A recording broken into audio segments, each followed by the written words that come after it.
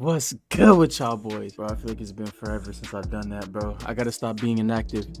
For you, those of y'all that for those of y'all that miss me, I have been going to school and working. So it's been a lot that I've been doing, which is why I haven't been uploading as frequently, but I'm gonna try to get like a nice routine, probably like every 2 days, get an upload, something like that.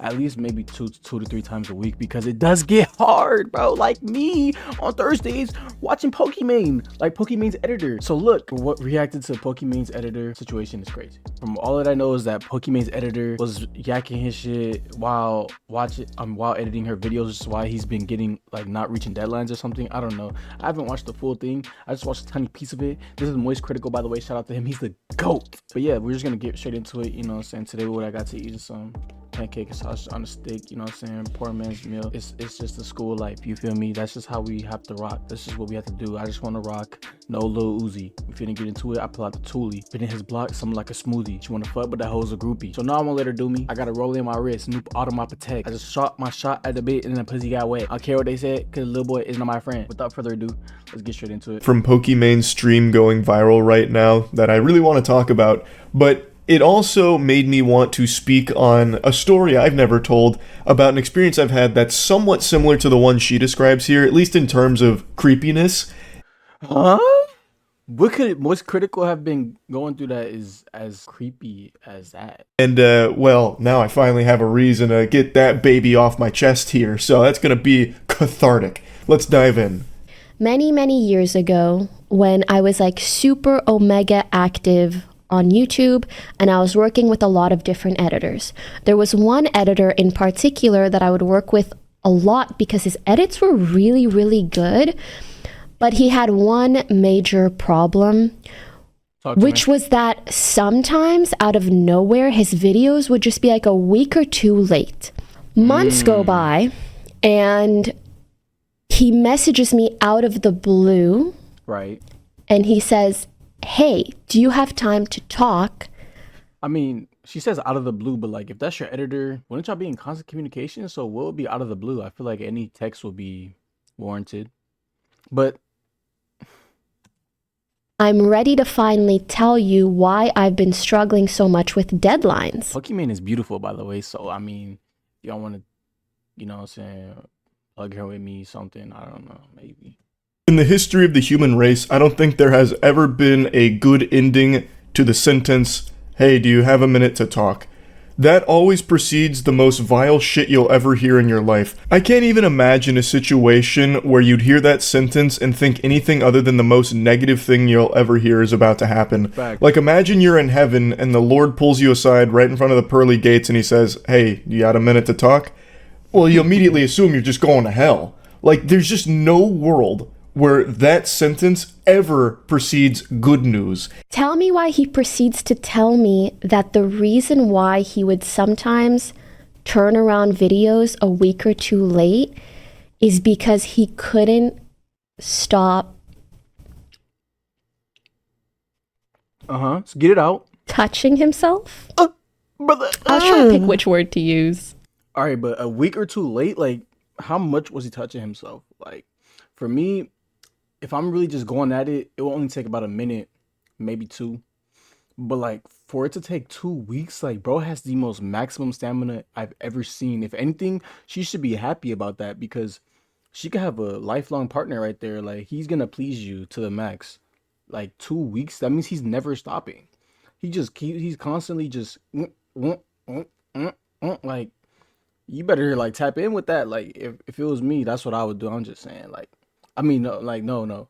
I mean, if I was her, not if it. To me, his, in a way, employer of many months. Stop for a second and really let that stew in your noodle. Let it marinate for a bit. How Coomer-brained must you be not only to do this degenerate act of just fucking beating your meat to a streamer's gameplay footage that you're editing, but then tell her that the reason you're late on some of the edits is because you can't stop squeezing your hog to the footage that she sends you. There are so many layers to this onion here. Let's just start by picking apart the most obvious. Why? Now, I know in the most severe cases of porn addicts, they'll sometimes try and communicate directly to the porn star by, like, leaving comments or sending messages or whatever, and that's always the saddest shit you'll ever see. That'll bring a tear to even the strongest man's eyes. Occasionally... All I know, I don't watch porn, but a friend showed me a video, amazing video. He scrolled down to the comment section, and the comments there that you see on these sites are absolutely top tier hilarious. If you just want to sit and have a good laugh, like, and TikTok's not doing it for you, IG Reels is not doing it for you, I would just read Pornhub comments, bro. Read comments off the hub. I'm telling you, bro, like, it's most hysterical shit you ever see. Those moments where dudes try and directly communicate to the porn star, leaving comments on their posts saying things like, "Can't wait to watch this one when I'm off work," or "When my wife goes to bed, that's when the bad boy will play. Thanks for providing me with tonight's entertainment," whatever. Like, just leaving these desperate posts, you know, cock in hand, giving a salute, like, "Thank you, madame, for your service. This will be a legendary gooning sesh." But even in those cases, they're communicating with someone they don't know. This guy was her editor for many months. And he was not only jerking off to the content he was being sent, which was just gameplay videos, I imagine, or like just chatting stream moments, nothing even sexual, and he was still choking the chicken to it, fucking playing the skin flute, and then had the gall to tell her that he was doing that is just incomprehensibly unhinged. She was his boss. She was employing him. So he basically went right through HR, bypassed that protocol, went straight to the top of the food chain, kicked in the door, and said, "Listen, boss, I'm fucking obliterating my wiener, and what are you gonna do about it? That's why I've been late on my deadlines." Like, I don't think he came in with that energy. I bet he was, like, super shy about it. He was probably like, "Oh, pokimane, so I know I've been kind of late." Oh, pokey wokey, like, I've been a little bit late, but it's all of pure lust for you. Forgive me. Recently, but it's only because I was, ooh, how do you say, jerking off to your work. When I tell you I've never halted a conversation so fast, because I'm like, you are the person that I send like hours of footage to. I don't want to know what you're jacking it to. I don't want to know more. I shouldn't even know how much I know right now. I shouldn't know. I'd actually argue that it's better she did know this, no matter how awful it is, but that way she can get the fuck away from this weirdo ASAP. Just say, "Take a hike, Buster. This is fucking terrible." But I felt so bad. So when he's like, you know, like, this is like an addiction of mine, I genuinely felt really, really bad. So I still paid him for months. She let this shit continue. She liked that shit. See, I told y'all she's gonna tap in with it because look, she's impressed. 2 weeks, she's intrigued. What the hell do I do? Camera, focus up, focus up. Fire him? Am I even allowed to fire someone because they're... That's definitely towards the top of the list for the best reasons to fire someone. That actually might be reason number one why you could go ahead and can somebody. Because they can't stop fucking beating their cock to you, their employer.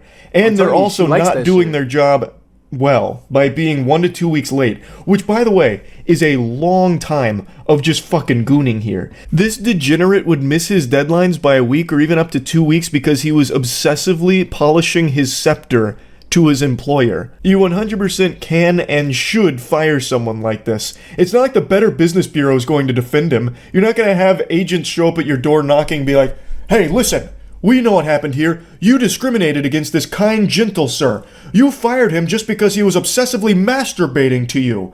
Well, I'll have you know this is a free country, ma'am. This is a civilized society. You can't fire someone for that. There's no crime.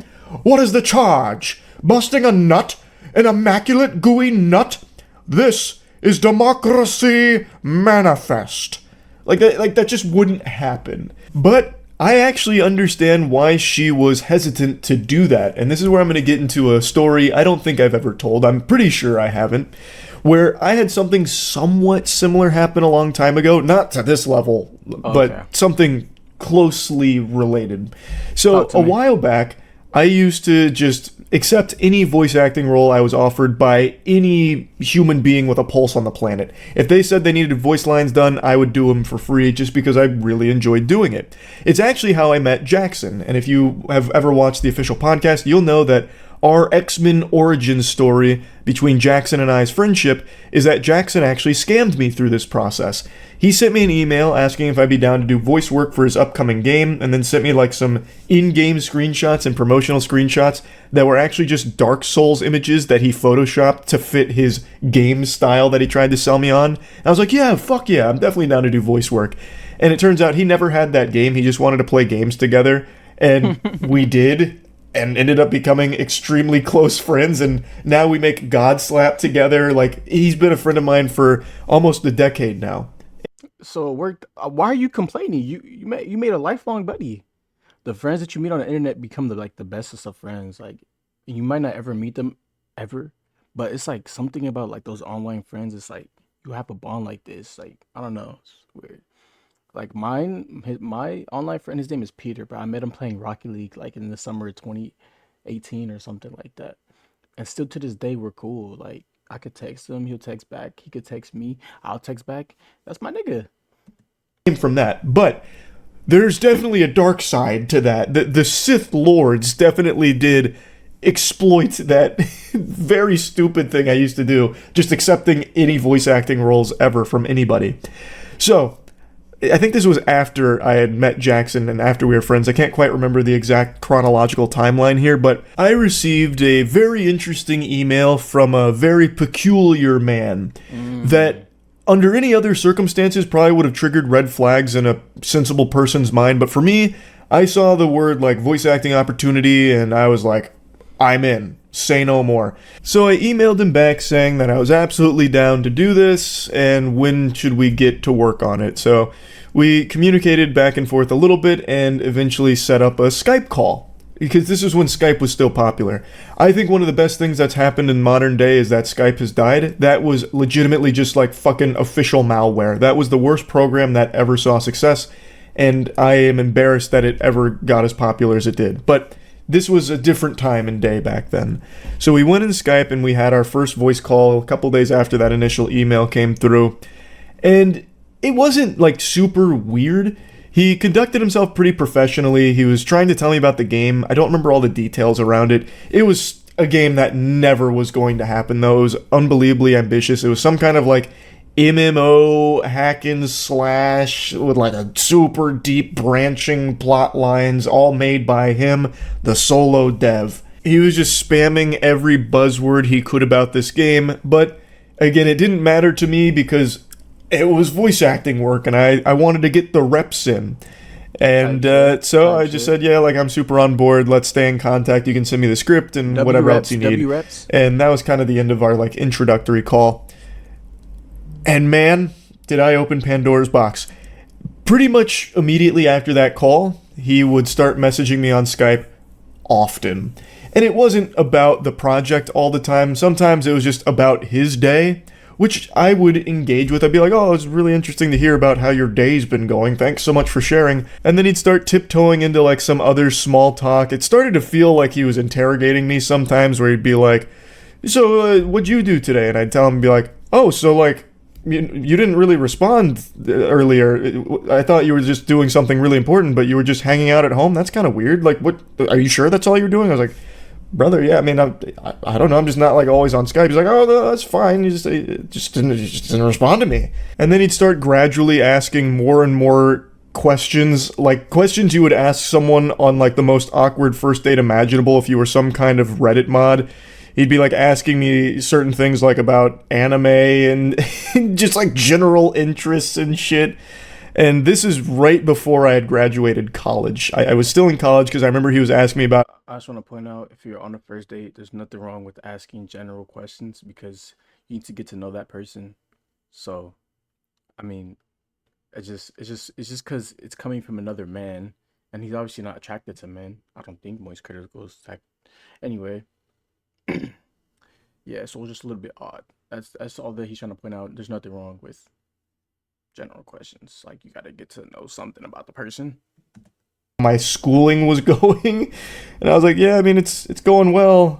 How's your project going? And he'd tell me some shit that I know wasn't happening. He's like, oh yeah, I got a lot of work done today on the game. I was in C#, really just fucking in my flow state. I took like the limitless pill, and man, I programmed fucking 15 trees, and I have 17 actors doing mocap for me, and they're all martial arts specialists, so the hack and slash animations are top notch. And I was like, oh, that's awesome. Do you have like that script or anything ready? He's like, oh, it's still being worked on. And then he just keep kicking that can down the road and change the topic. Like, but enough about the game. Tell me about exercise physiology. What's that like? It's like, brother, you're not my mom. Like, why are you checking in like this? I don't care. And we're not really like close or anything. So why would you get upset if I don't like respond to you in a timely enough fashion? Like, it was just a disaster. So this went on for like a few weeks of this kind of stuff happening every couple of days. And I was ready to just wash my hands of it and just say, all right, this voice work isn't worth, I'm not getting the juice isn't worth the squeeze, as they say. So I kind of just started to let that peter out. I'd really very rarely respond to him, so he'd send me like a few messages over the course of like a week or two that I just would ignore. And then it got really bad. This guy was sending me like deep messages, and some of them just very unsettling. And then he eventually sent me a message talking about how he's about to end it all. And, he doesn't expect me to respond since I haven't responded in so long, but he just wanted me to know how much our friendship meant to him and all that. And I fucking freaked out, immediately responded to that when I saw it, and then he once again just switched gears and was like talking about my day and his day and this and that, and once again, just going down this small talk and then like interrogating me like, well, why haven't you been responding? So that I had to come up with a story like, oh, just haven't been checking Skype for the last few weeks, just stuff going on. He's like, oh, okay, yeah, no, okay, yeah, I'm sure, and then getting upset and whatever. I recommended him getting like professional help, which he claimed he was doing and seeking, but it wasn't really working. The only thing that really helped him was our little chit-chats back and forth. So obviously I kept that door open, and luckily the frequency of his messages was much slower, so over the course of a few months now, the messages were far less often. So it wasn't that big of a deal, but it still just felt miserable to keep this communication open. It felt like a hostage situation where like if I didn't respond, he might do something, and it was scary. And as this continued for quite some time, he'd make threats occasionally of harming himself if I didn't respond in like a fucking speedrun fashion to one of his messages. When I got into a relationship, he sent a really creepy message about like, well, is it serious? Why is it serious? What do you see in her? That kind of thing. Like, it was all really alarming shit.